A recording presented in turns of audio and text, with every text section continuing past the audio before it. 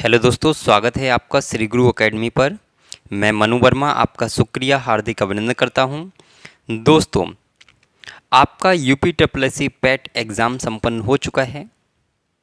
उससे रिलेटेड जितने भी पॉइंट होंगे सारे पॉइंट्स पर मैं बात करने वाला हूं कि आपका आंसर की कब तक आएगा, आपका रिज़ल्ट कब तक आएगा, नॉर्मलाइजेशन का प्रोसेस क्या होगा, कितने नंबर कम या ज़्यादा हो सकते हैं, कौन सी शिफ्ट ज़्यादा हार्ड थी, ये परसेंटाइल का जो सिस्टम है वो बेसिकली है क्या, ये परसेंटाइल है क्या, इन सभी मुद्दों पर हम बात करने वाले हैं।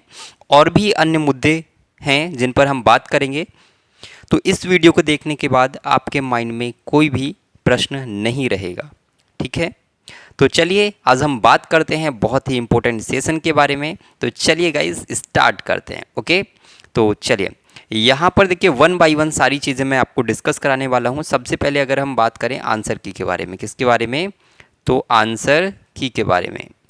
आंसर की के बारे में अगर हम दोस्तों बात करें तो आंसर की आपकी कब तक आएगी। तो अगर हम 2021 पैट 2021 को देखें तो आपकी आंसर की 24 से 48 घंटे यानी कि 2 से 3 दिन में आपकी आंसर की आ जाएगी, ठीक है।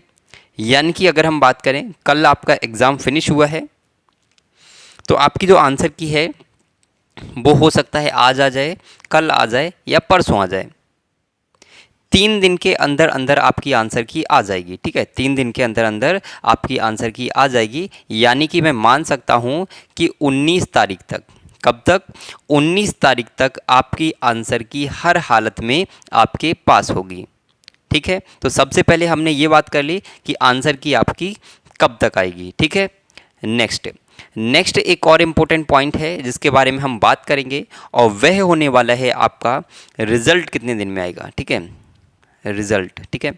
रिज़ल्ट की अगर हम बात करें तो रिज़ल्ट कितने दिनों में आएगा। देखिए रिज़ल्ट डिपेंड करता है कि आयोग किस प्रकार से काम कर रहा है, कितने कैंडिडेट्स ने एग्ज़ाम दिया है, इन सभी बातों पर निर्भर करता है कि आपका रिज़ल्ट कब तक आएगा। लेकिन मेरा मानना है कि आपका रिज़ल्ट लगभग 1 से 2 मंथ, ठीक है, 1 से 2 मंथ के बीच में आपका जो आपका रिज़ल्ट है वो आ जाएगा, ठीक है। यानी कि मुझे लगता है कि आपका दिसंबर में आपका जो रिज़ल्ट है वो आ जाएगा, ठीक है। क्लियर, दिसंबर में आ जाएगा। दिसंबर में नहीं आया तो जनवरी का जो फर्स्ट वीक है उसमें आ जाएगा। तो यहाँ तक क्लियर हुआ। नेक्स्ट अगर हम बात करें, एक सिस्टम आपने सुना होगा परसेंटाइल। जी हाँ, परसेंटाइल ये बहुत ही ज़रूरी है आपको जानना। अगर आपने एग्ज़ाम दिया है तो परसेंटाइल को आपको समझना होगा कि परसेंटाइल बेसिकली है क्या, क्योंकि आपके जो मार्क्स हैं वो परसेंटाइल पर डिपेंड करता है। देखिए परसेंटाइल का मीन्स है, जैसे मान लीजिए आपका परसेंटाइल 98 है। कितना, 98%। कितना है, 98% आपका परसेंटाइल है। तो इसका अर्थ ये है, अगर आपका जो परसेंटाइल कितना है 98 है, परसेंटाइल कितना है 98 है, तो इसका अर्थ ये है कि मात्र 2% बच्चे, मात्र 2% बच्चे आपसे आगे हैं। आगे का मीन्स है कि आपसे ज़्यादा नंबर लाने वाले जो बच्चे हैं उनकी संख्या मात्र 2% है। मान लीजिएगा आपका जो परसेंटाइल है वो 97 हो, तो आपसे आगे जो बच्चे होंगे वो 3% बच्चे आपसे आगे होंगे, यानी कि आपसे ज़्यादा नंबर लाने वाले बच्चे 3% होंगे, ठीक है। तो यहाँ तक क्लियर। नेक्स्ट अगर हम बात करें एक और इम्पोर्टेंट पॉइंट के बारे में, और वो है आपका नॉर्मलाइजेशन के बारे में, ठीक है। जी हाँ, अब हम बात कर लेते हैं नॉर्मलाइजेशन, क्योंकि ये बहुत इंपॉर्टेंट है।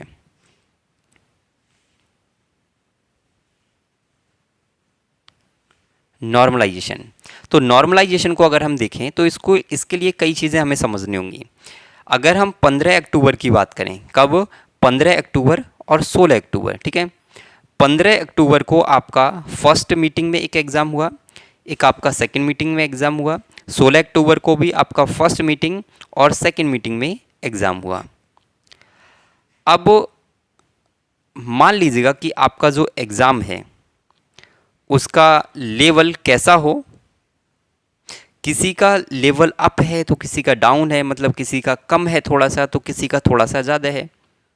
मीन्स कोई थोड़ा सा इजी है, हालांकि किसी को भी बहुत इजी तो नहीं कह सकते क्योंकि इस बार उन्होंने लेवल काफ़ी अच्छा रखा था। तो अगर हम बात करें कि नॉर्मलाइजेशन कैसे होगा, तो मान लीजिएगा ये जो फर्स्ट शिफ्ट वाला बच्चा है इसके मार्क्स आए 75, ठीक है, मतलब एवरेज जो मार्क्स हैं वो 75 हैं। इसमें भी जो इसमें अगर हम माने तो एवरेज मार्क्स अगर हम 75 मान लें, अगर हम इस शिफ्ट की बात करें यानी कि 15 अक्टूबर की सेकंड शिफ्ट की बात करें तो इसमें मान लीजिएगा कि एक बच्चा है, मतलब जो बच्चों का एवरेज है वो 70 है, और इसमें अगर हम माने तो इसमें भी अगर हम 75 मान लें, ठीक है। तो है क्या बेसिकली यहाँ पर दोस्तों आपको देखने के लिए मिलेगा कि इस शिफ्ट के जो बच्चे हैं जितने भी, यानी कि सेकंड शिफ्ट के जो बच्चे हैं उनके मार्क्स सभी के कम हैं अभी।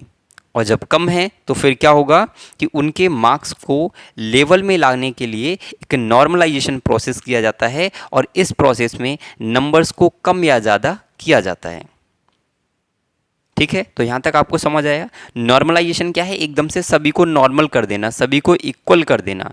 जितनी भी शिफ्ट हैं, अगर कोई हार्ड शिफ्ट है जिसका एवरेज बच्चों का कम आ रहा है तो उनको बराबर में लेके आना, उनको एक साथ करना। तो आई होप कि आप नॉर्मलाइजेशन प्रोसेस को समझ पाए होंगे। हालांकि उनका जो फॉर्मूला होता है, फॉर्मूला से आपको कुछ नहीं करना कि कैसे निकालेंगे कैसे नहीं निकालेंगे, अरे वो आपका काम नहीं है और ना ही आप उसमें कुछ कर सकते हैं। आपको सिर्फ ध्यान रखना है कि नॉर्मलाइजेशन प्रोसेस में क्या होगा कि अगर आपकी शिफ्ट हार्ड है तो आपके नंबर बढ़ जाएंगे, आपकी शिफ्ट अगर थोड़ी इजी थी तो आपके नंबर कम भी हो सकते हैं, ठीक है। अब हम बात करते हैं कितने नंबर का हेरफेर हो सकता है, मतलब कितने नंबर कम या ज़्यादा हो सकते हैं, ठीक है। यहाँ पे मैं लिख देता हूँ कितने नंबर, ठीक है, कितने नंबर जो है वो चेंज हो सकते हैं, कम हो सकते हैं या ज़्यादा हो सकते हैं। चलिए मैं यहाँ पे लिख देता हूँ, प्लस हो सकते हैं या माइनस हो सकते हैं। तो यहाँ पर दोस्तों बहुत ज़्यादा डिफरेंस नहीं रहेगा। अगर हम प्रीवियस पैड को भी अगर देखें तो उसके आधार पर भी मैं आपको बताना चाहूँगा कि आप अगर सोच रहे हैं कि आपका 10 नंबर या 8 नंबर कम या ज़्यादा हो जाएगा, तो ऐसा नहीं होगा। बहुत से बहुत आपका 2 नंबर का अंतर आएगा, ठीक है, 2 से 4, 2 से 4, ठीक है। 2 से 4 जो नंबर हैं वो आपके प्लस या माइनस हो सकते हैं। 2 से 4 नंबर आपके प्लस या माइनस हो सकते हैं। आपका हो सकता है कि 2-4 नंबर प्लस हो जाएं, या हो सकता है कि आपके 2-4 नंबर कम भी हो जाएं। वो मैंने आपको बता दिया कि कम कब होंगे, जब आपकी शिफ्ट इजी होगी तो आपके मार्क्स कम हो सकते हैं। अगर आपकी शिफ्ट हार्ड होगी तो आपको उसका बेनिफिट मिल सकता है। क्लियर। नेक्स्ट अगर हम बात करें एक और आपका जो टॉपिक है उसके बारे में हम बात करते हैं कि कौन सी शिफ्ट ज़्यादा हार्ड थी, कौन सी शिफ्ट ज़्यादा हार्ड थी, इसके बारे में और हम बात कर लेते हैं, ठीक है। देखिए होगा क्या, मैंने अभी आपको बताया कि आपका जो एग्ज़ाम हुआ वो 15 और 16 अक्टूबर को हुआ। 15 अक्टूबर को पहली शिफ्ट में, 16 अक्टूबर को पहली शिफ्ट में, 15 अक्टूबर को सेकंड शिफ्ट में और 16 अक्टूबर को भी सेकंड शिफ्ट में। इस प्रकार से आपकी 4 पालियों में परीक्षा हुई थी। आप सभी लोग ये भली भांति जानते हैं। अब मैं यहाँ पर एक चीज़ आपको बताना चाहूँगा कि सब्जेक्ट वाइज आप देख लीजिएगा। जैसे अगर मैं बात करूँ, आपका क्या था, मतलब वैसे तो बहुत कुछ था, जैसे जी के जीएस था, ठीक है, जी के जीएस वो मैं एक ही में काउंट कर लूँगा। और डीआई देख लीजिएगा, ठीक है, डीआई इंग्लिश, नेक्स्ट हिंदी और आपका मैथ, ठीक है, मैथ। देखिए मैथ की अगर मैं बात करूं, सभी का नॉर्मल था, किसी का ऐसा नहीं था कि बहुत ज़्यादा टफ हो, नहीं, बिल्कुल ठीक था, सभी का एकदम से करेक्ट था। तो ये वाला तो इक्वल है, इसमें कोई ज़्यादा प्रॉब्लम नहीं होगी। नेक्स्ट अगर मैं बात करूं हिंदी, तो हिंदी भी सभी का थोड़ा ठीक था, बट जहाँ तक मेरा मानना है, जहाँ तक मैंने जितने भी आपके पेपर्स देखे हुए हैं उसमें मुझे लगता है कि जो आपका सेकंड शिफ्ट था, 15 अक्टूबर का जो सेकंड शिफ्ट था, उसका हिंदी का जो पैराग्राफ था वो थोड़ा सा मतलब बहुत ज़्यादा डिफरेंस नहीं था, बट थोड़ा सा उसमें लैंग्वेज को घुमाया गया था। डायरेक्टली आपको आंसर्स वहाँ से नहीं मिलते। ठीक है, तो ये मुझे लगता है कि यहाँ पे आपको इफ़ेक्ट देखने के लिए मिलेगा। बाकी मैंने देखा था फर्स्ट यानी कि 15 की फर्स्ट शिफ्ट, 16 की फर्स्ट शिफ्ट और जो आपकी 16 की सेकंड शिफ्ट है, इसमें हिंदी सभी का इजी था। इंग्लिश की अगर हम बात करें तो इंग्लिश में जितने भी शिफ्ट हुए थे, यानी कि 4 शिफ्ट में एग्ज़ाम हुआ, तो चारों शिफ्ट में आपका पेपर सेम ही था, कोई डिफरेंस नहीं था, इजी था, ज़्यादा टफ भी नहीं था, मॉडरेट बोल सकते हैं। नेक्स्ट डीआई की अगर मैं बात करूं तो डीआई में कोई बहुत ज़्यादा डिफरेंस नहीं था। दो डीआई सभी को इजी दिए गए थे, इसको भी इजी दिए गए, इसको भी दिए गए, इसको भी दिए गए और इसको भी दिए गए। 2 डीआई ऐसे थे जिसको आप इजीली कर सकते थे। एक डीआई ऐसा था जो थोड़ा सा लेंथी था और सभी में था वो भी, और एक थोड़ा हार्ड लेवल का रखा हुआ था और वो भी सभी में था। तो मुझे लगता है कि डीआई भी सबका सेम था। हालांकि हो सकता है कि मेरे मानने में और आपके मानने में थोड़ा बहुत अंतर हो सकता है, लेकिन जहाँ तक मेरा मानना है, जहाँ तक मैंने पेपर्स को देखा हुआ है, कि आपका जो डीआई है, 2 डीआई सभी के लगभग सेम थे, मतलब इजी थे। एक जो है लेंथी था, हालांकि आप बहुत इजीली कर सकते थे बट लेंथी था। और आपका जो लास्ट डीआई था, मतलब एक डीआई ऐसा था जो टफ लेवल का था और वो चारों ही शिफ्ट में दिया हुआ था।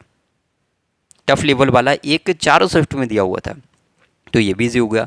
बट मैं जीके की बात करूं, जीके की, तो जीके मुझे लगता है कि जो आपका 16 की फर्स्ट शिफ्ट थी, ये वाली, तो ये सबसे इजी मुझे लगा।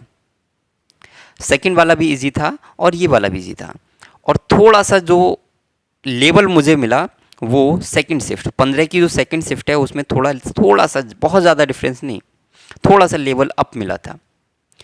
तो मुझे जहाँ तक लगता है मित्रों कि जो आपका 15 की 16 शिफ्ट, 15 की जो सेकंड शिफ्ट है, 15 की जो सेकंड शिफ्ट है उसको बेनिफिट मिलेगा। हालांकि ये तो मैं भी नहीं बता सकता कितना नंबर होगा कितना नहीं होगा, बट मैंने आपको बता दिया 2 से 4 नंबर का हेरफेर होगा, इससे ज़्यादा का हेरफेर नहीं होगा। ये आपके प्लस या माइनस हो सकते हैं किसी भी शिफ्ट में, लेकिन जहाँ तक मेरा मानना है सेकंड शिफ्ट वालों को थोड़ा सा बेनिफिट इसका मिलने वाला है। और आई होप कि आपको सारे जितने भी डाउट हैं वो क्लियर हो गए होंगे। अगर वीडियो अच्छी लगी हो तो वीडियो को लाइक कर दीजिएगा, शेयर कर दीजिएगा। चैनल पे फर्स्ट टाइम विजिट कर रहे हैं तो चैनल को सब्सक्राइब कर लीजिएगा और बेल आइकन को प्रेस कर लीजिएगा दोस्तों, ठीक है। तो आज के लिए बस इतना ही रखते हैं, फिर मिलते हैं एक नेक्स्ट वीडियो में नेक्स्ट टॉपिक के साथ। तब तक के लिए हंसते रहिए, मुस्कुराते रहिए और तैयारी करते रहिए दोस्तों, ठीक है। तो चलिए बाय बाय दोस्तों, जय हिंद, वंदे मातरम।